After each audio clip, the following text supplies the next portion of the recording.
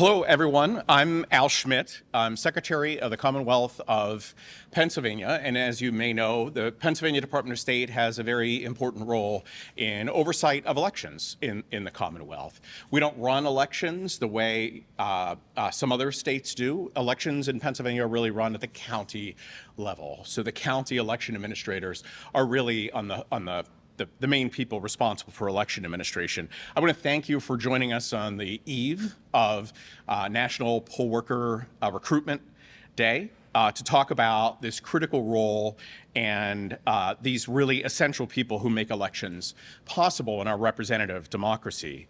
As Pennsylvania's chief election official, I appreciate the hard work the city commissioners do here in Philadelphia and our county commissioners and election directors do across the country, and thank them for their service. But on Election Day, the most important people, it's not the Secretary of State, it's not even the county commissioners, it's really our poll workers who make elections possible.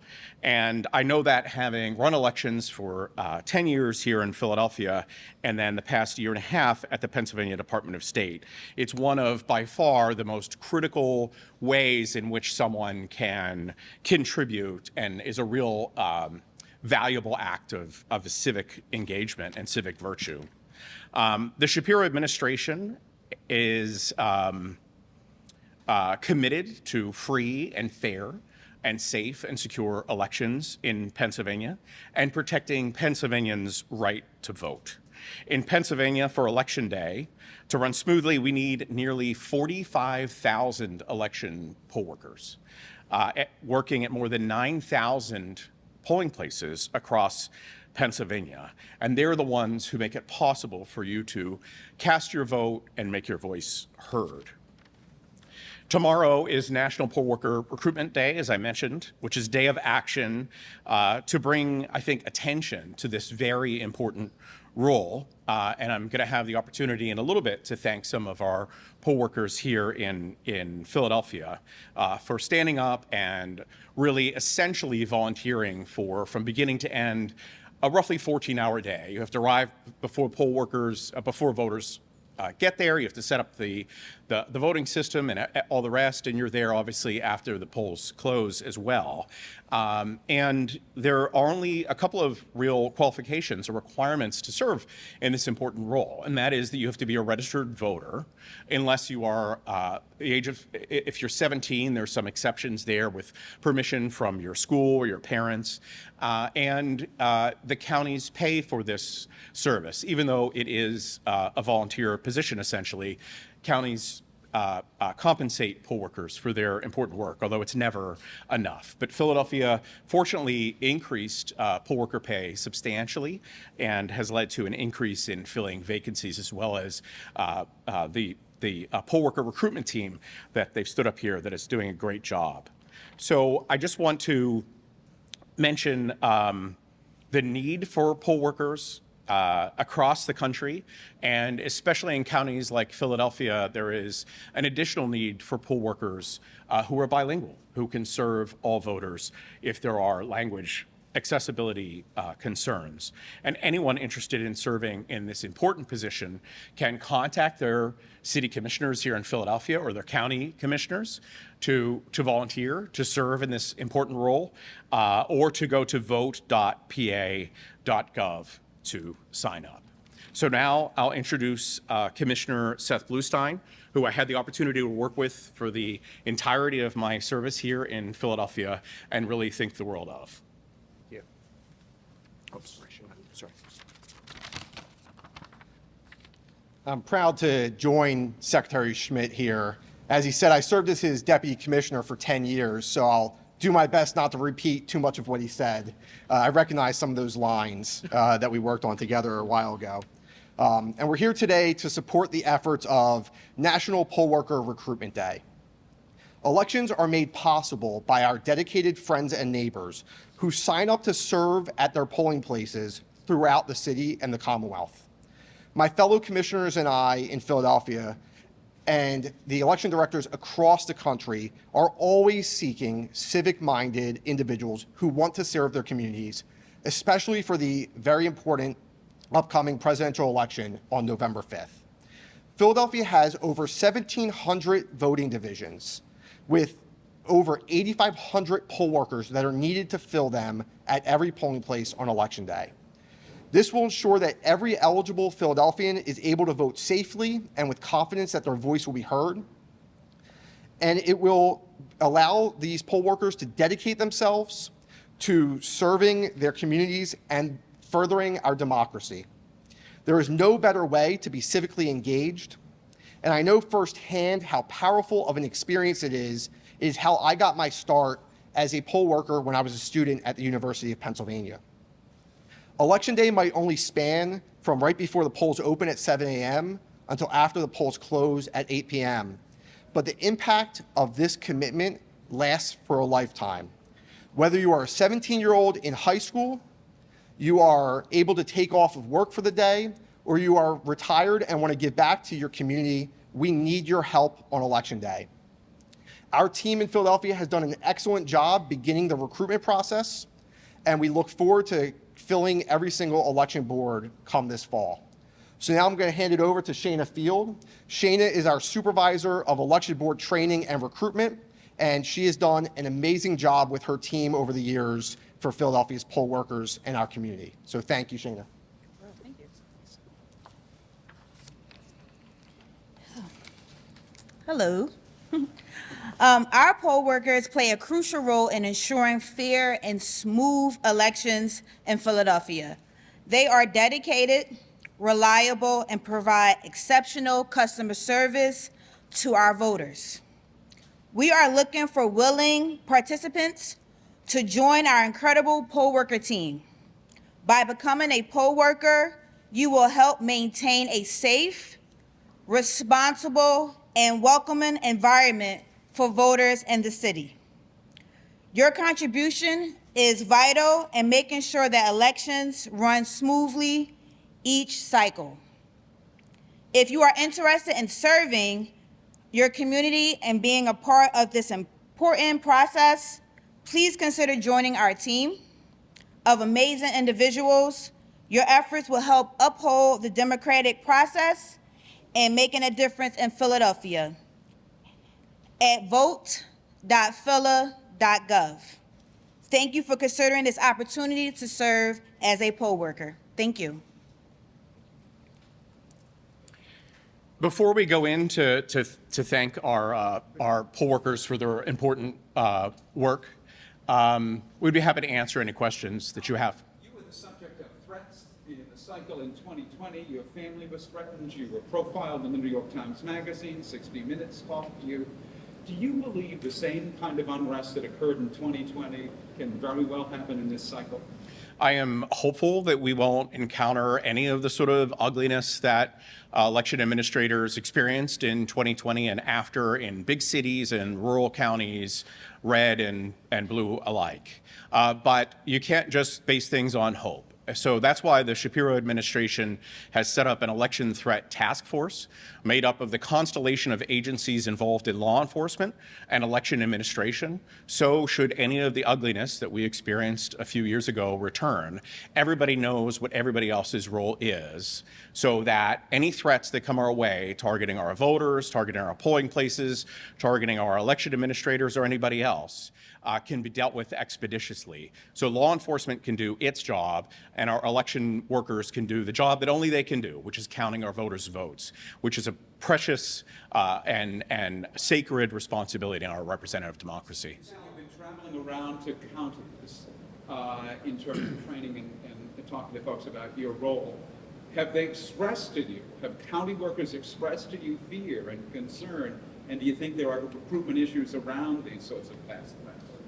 Well, I've taken some time to visit with our county election directors in their county courthouses, and Pennsylvania has 67 counties, and I think I had my 42nd visit yesterday. Not that I'm counting each one excruciatingly as they go along, but it's really been time well spent to hear from them directly. And everyone, as I mentioned, shares those sort of concerns. And it really doesn't matter if you're a Republican or a Democrat or where you are in the Commonwealth. It's really all a matter of making sure that everyone is prepared. So 2020 was an environment unlike one we had ever encountered prior to that. So there are certainly some lessons learned from that and how best to respond to threats targeting our election workers and seeking to undermine confidence in our system of government. Experience. You see from county to county across the Commonwealth, lots of retirements and people have come and gone. And I know you sat with CBS News recently for an interview that is related to this question. But how does the Commonwealth confront seeing almost hundreds of years of on-the-ground experience suddenly for, again, retirements or resignations? What sort of message, how visible is that to you? A concern or more of a movement to fill those vacancies? It's something that is not unique to Pennsylvania, but in Pennsylvania, we've lost more than 80 experienced election officials at the county level since 2020, which is, it's really multi-causal. And I've met with many of them. So some left because of the way the environment has changed around elections. Some have left because they just had planned retirements and it was time for them to retire and sort of move on and enjoy the rest of their life. It's a stressful job. To be involved with elections and the election cycles every year. So I've heard from them directly. It's really a multi-causal thing, but it's one reason why in the Shapiro administration, we set up a training team led by an experienced election director to train new election officials at the county level. Because especially in a presidential election with so much scrutiny, and it's really such an unforgiving environment, that the smallest error can be misrepresented in a way to undermine confidence in results and can lead to sort of all sorts of ugliness that we've seen. So we set up a training team to train new people to minimize the opportunity for them to make mistakes, and we really want to be of service to them. That's the point of the county visits and really what I want the Department of State to focus on. I want to follow up to my colleague. You did tell our Doreen Duncan that right now that you think the biggest threat is the retirement and the political climate. You mentioned that we need 45,000 election poll workers for 9,000 stations. So where's the gap right now? What are we looking for? So counties really do the recruitment for poll workers. So there's election administrators at the county level, like the two serving or standing behind me right now. But at the county level, they recruit poll workers, right? So you go in to vote. When you vote in person, there's 5 people there. They each have a different role. So the counties like Philadelphia and the unit that Shana has identifies vacancies in advance of Election Day so they can reach out to recruit people to fill those vacancies. And they're tracked at the county level to make sure that when you show up to vote, the polls are open when they should be, the lines are no longer than they have to be, to make sure that you can exercise your civic responsibility, you can cast your vote, and you can move about your day.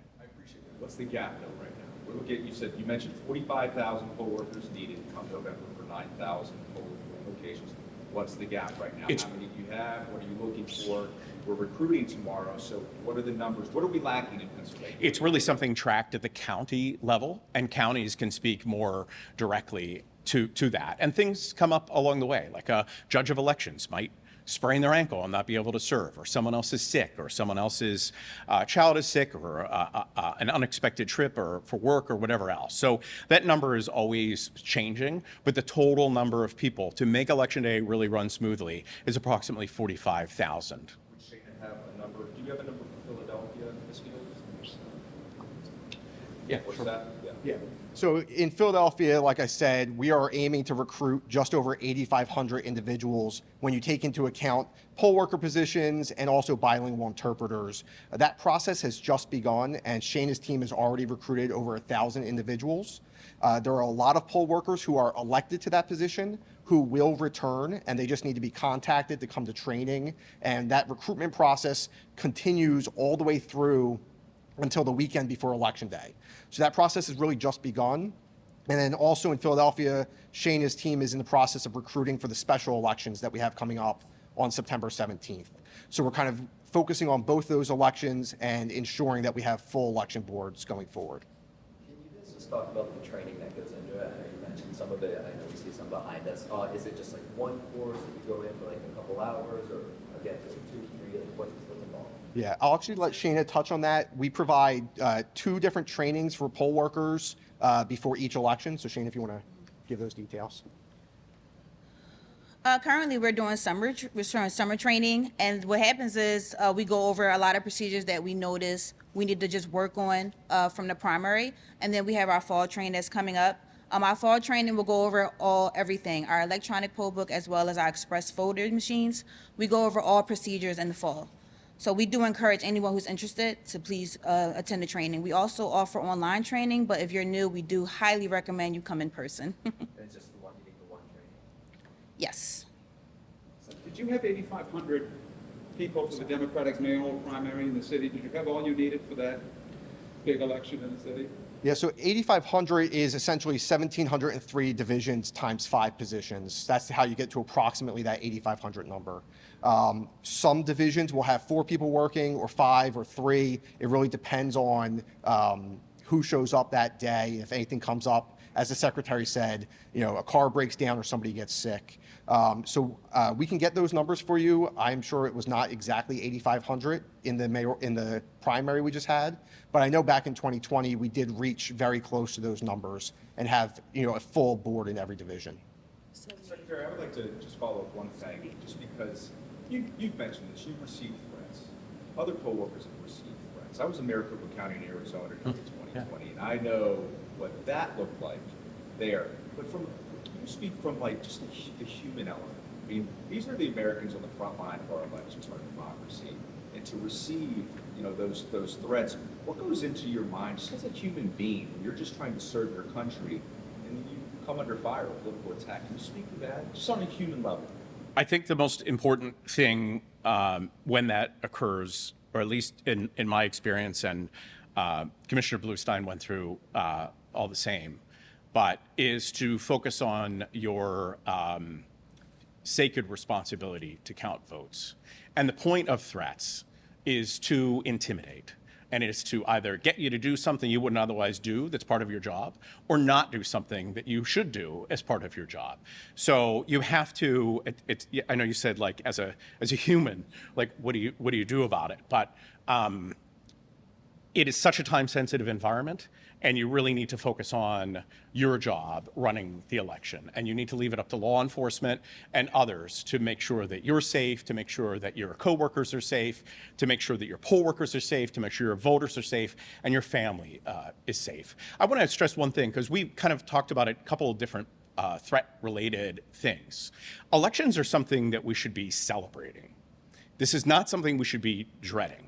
And it is so encouraging to have people come up, to have people stand up to either serve as a poll worker and receive training, or take the role as a county election administrator at this very important time and juncture in the history of our republic. So this isn't something that we should sort of focus on any of the ugliness. We need to be prepared for that, and we need to do our job to make sure that if any of it comes back, we are ready for it. But elections are something we should be celebrating and not in any way discouraging people from participating in. Stage 3 months out from the election, are you aware of any officials across the state that are already taking threats? I really can't speak to that in terms of at the county level. If the election threat task force becomes aware of threats targeting voters or polling places or election workers, we obviously reach out to the local law enforcement. We work closely with the state police. We work with a number of federal agencies as well that can be of assistance should we encounter that. Like in my experience, it sort of like has ebbed and flowed, right? In 2020, it really ramped up after an avalanche of misinformation suggesting in Philadelphia that the election was not free and fair and safe and secure as it was. And it's natural for people to have a lot of questions. Elections have changed a lot in the past several years, but they've changed for the better. And in Pennsylvania, there's a voter verifiable paper ballot record of every vote that's cast that's used in 2 audits after every election to ensure that the tabulated results are accurate. So it's natural that people have questions. It's important that we answer their questions. And it's also important that when people have questions, they're willing to accept the honest answer to those questions and not just ask them in an effort to seek to undermine confidence in our electoral process. The Republican nominee for the presidency has already suggested that he may not accept the election results if they do not go his way. It does not appear that he's changed his view over elections. How do you look at that from a person in your position? I think for us, it's important to make sure that voters turn to trusted sources of information, whether it's the county commissioners or the Pennsylvania Department of State or nonprofit organizations focused on voter education and civic engagement, so that they get information about elections that is accurate and not be led astray or whatever from misinformation, regardless of what candidate is sharing it. I have one more question. You mentioned turning to trusted sources of information. There's increased movement, including from the Shapiro administration, to turn towards social media influencers to get out election information. Do you think that is a good pathway to take, or are there concerns that once it's in that sphere, it turns into that information quickly? It is, and the Shapiro administration organized just the other day here in Philadelphia, and I attended an event for social media influencers. And they're really not political people. They're people who are really involved in all sorts of different things, from healthcare to fashion to just you name it. But they have an audience. And it's important that we communicate with as many people as possible. No normal person is waking up in the morning and checking vote.pa.gov. No matter how many times our communications people suggest, like, you got to check it. It has a ton of important information. But we rely on others. We rely on other stakeholders and others who have audiences bigger than ours to turn them to vote.pa.gov and to county election information and all the rest. And really, they play just such a vital role, and it's a way for us to amplify our voice. Okay, thank you all.